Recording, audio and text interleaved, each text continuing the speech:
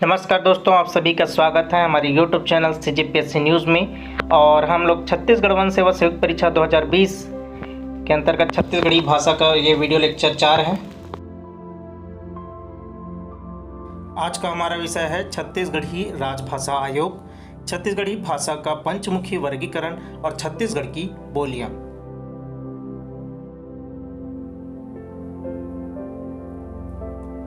छत्तीसगढ़ी राजभाषा आयोग छत्तीसगढ़ी को संविधान के 8वीं अनुसूची में स्थान दिलाने तथा राजभाषा बनाने के लिए छत्तीसगढ़ी राजभाषा आयोग का गठन किया गया। इस विधेयक का नाम था छत्तीसगढ़ी राजभाषा आयोग अधिनियम। इस विधेयक को पारित किया गया 28 नवंबर 2007 को। इसीलिए 28 नवंबर को प्रतिवर्ष राजभाषा दिवस मनाया जाता है। राजपत्र में इसका प्रकाशन हुआ 11 जुलाई 2008 को। आयोग का कार्य प्रारंभ हुआ 14 अगस्त 2008। इस आयोग के प्रथम अध्यक्ष थे पंडित श्यामलाल चतुर्वेदी। प्रथम सचिव थे डॉक्टर सुरेंद्र दुबे। द्वितीय अध्यक्ष बने श्री दानेश्वर शर्मा। तृतीय और वर्तमान अध्यक्ष है विनय कुमार पाठक। राजभाषा आयोग का उद्देश्य देख लेते हैं। इसका उद्देश्य था छत्तीसगढ़ी को संविधान की 8वीं अनुसूची में दर्जा दिलाना तथा इसे राजकाज की भाषा में उपयोग करना।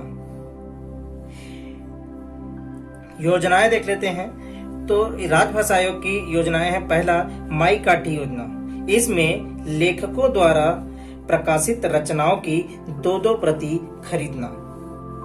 दूसरा, बिजहा योजना। इसमें विलुप्त हो रहे छत्तीसगढ़ी शब्दों का संकलन किया जा रहा है। छत्तीसगढ़ी पाठ्यक्रम की बात करें तो छत्तीसगढ़ी पाठ्यक्रम को कुशाभाऊ ठाकरे पत्रकारिता जनसंचार विश्वविद्यालय में चालू करने की घोषणा की गई है। छत्तीसगढ़ के प्रथम व्याकरणाचार्य की बात करें तो हीरालाल काव्योपाध्याय जी को छत्तीसगढ़ का प्रथम व्याकरणाचार्य या छत्तीसगढ़ के पाणिनि की संज्ञा दी जाती है। इनकी रचना थी छत्तीसगढ़ी बोली का व्याकरण। इनका प्रकाशन 1890 में किया गया, जिसके अनुवादक थे जॉर्ज ए ग्रियर्सन। अनुवाद इन्होंने किया था a grammar of the dialect of Chhattisgarh in the central province. Press जहां से छपा था उसका नाम था बैप्टिस्ट मिशन प्रेस, कलकत्ता। आइए अब पढ़ते हैं छत्तीसगढ़ी का पंचमुखी वर्गीकरण। वर्तमान में छत्तीसगढ़ी बोली के अनेक क्षेत्रीय स्वरूप प्रतीत हो गए हैं, जिन्हें हम निम्नानुसार वर्गीकृत कर सकते हैं। जैसे पहला है पूर्वी छत्तीसगढ़ी। इसे लरिया कहा जाता है।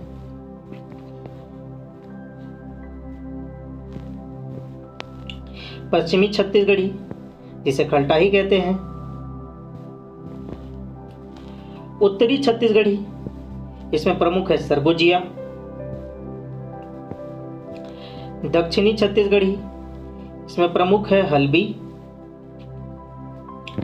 केंद्रीय छत्तीसगढ़ी, केंद्रीय छत्तीसगढ़ी के अनेक स्वरूप हैं, जैसे बिलासपुरी, रायपुरी, धमतरी, कवर्धाई, कांकेरी और खैरागढ़ी। दोस्तों, इन बोलियों पर अनेक क्षेत्रीय भाषाओं का भी प्रभाव पड़ा है, जैसे बघेली, भोजपुरी, बुंदेली, मराठी आदि भाषाओं का प्रभाव इन पर पड़ा है। आइए इन्हें छत्तीसगढ़ के मैप से समझने का प्रयास करेंगे। उत्तरी छत्तीसगढ़ी, जिसमें प्रमुख है सरगुजिया, इस पर बघेली, भोजपुरी और उरांव जाति के कुड़ुक बोली का प्रभाव पड़ा है।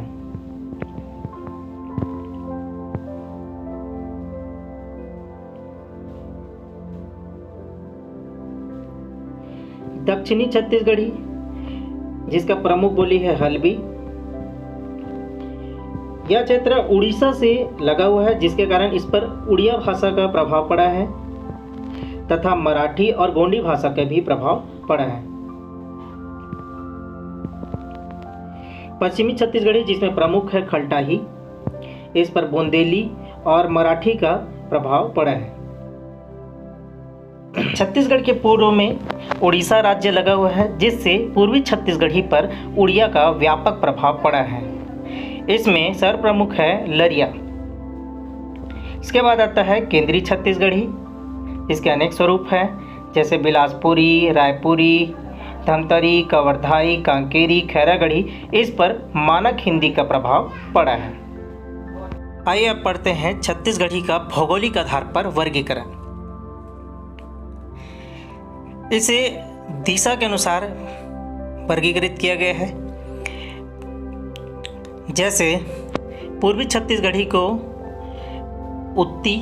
उत्ती छत्तीसगढ़ी, जैसे पूर्व को छत्तीसगढ़ी में उत्ती कहते हैं, पश्चिम को बुड़ती, इसलिए बुड़ती छत्तीसगढ़ी, उत्तर को भंडार और दक्षिण को रक्सहू कहते हैं, इसलिए रक्सहू छत्तीसगढ़ी, और केंद्रीय छत्तीसगढ़ी को केंद्रीय छत्तीसगढ़ी। चलिए अब पढ़ते हैं छत्तीसगढ़ की बोलियां। छत्तीसगढ़ में लगभग 93 भाषा बोलियों का व्यवहार होता है, जिसमें सर्वाधिक छत्तीसगढ़ी का प्रयोग किया जाता है और दूसरा हल्बी का। मैदानी क्षेत्रों की बात करें तो मैदानी क्षेत्रों में आर्य भाषा समूह की बोलियां प्रचलित हैं, वहीं जनजाति क्षेत्रों में द्रविड़ भाषा समूह और मुंडा भाषा समूह की बोलियां प्रचलित हैं। इस प्रकार छत्तीसगढ़ में सर्वाधिक छत्तीसगढ़ी का प्रयोग किया जाता है और दूसरा हल्बी का। छत्तीसगढ़ की बोलियों को 3 भाषा परिवार में विभाजित किया गया है।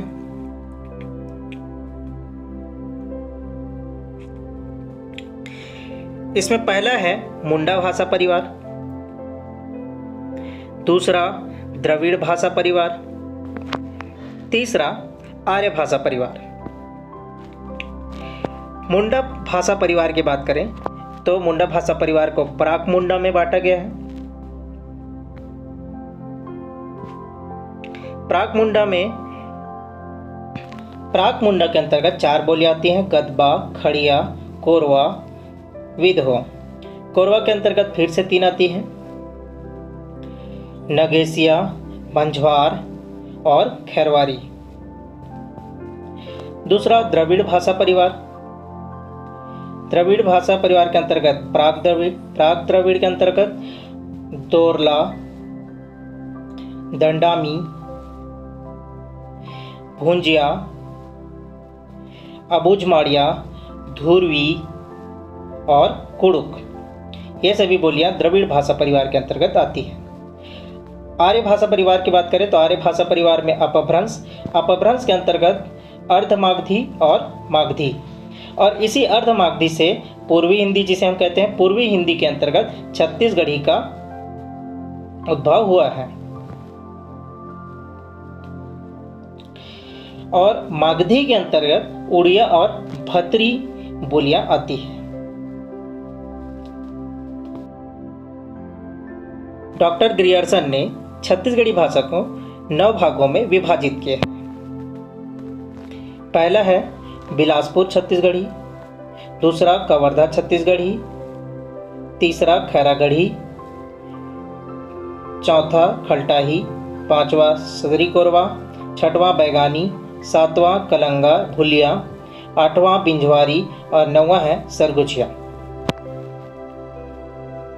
डॉक्टर नरेंद्र देव वर्मा ने छत्तीसगढ़ी भाषा को 10 भागों में विभाजित किया है। पहला छत्तीसगढ़ी के 2 स्वरूप, रायपुरी और बिलासपुरी। दूसरा खलटाही, जिसे पश्चिमी छत्तीसगढ़ी कहते हैं। तीसरा लरिया, जिसे पूर्वी छत्तीसगढ़ी कहते हैं। चौथा सरगुजिया, उत्तरी छत्तीसगढ़ी। पांचवा सदरी कोरवा, छठवां बैगानी, सातवां बिंझवारी, आठवां कलंगा, 9वां भुलिया और 10वां बस्त्री या हल्बी, जिसे दक्षिणी छत्तीसगढ़ी कहते हैं। दोस्तों, यह एसीएफ 2016 में आए हुए प्रश्न हैं, इसे आप नोट कर लीजिए। इसके अंतर्गत कुल 16 प्रश्न छत्तीसगढ़ी भाषा से पूछे गए हैं। दोस्तों, सीजीपीएससी संबंधित करेंट अफेयर्स के लिए आप हमारे Telegram channel CGPSC Vyapam news से जुड़ सकते हैं। धन्यवाद दोस्तों।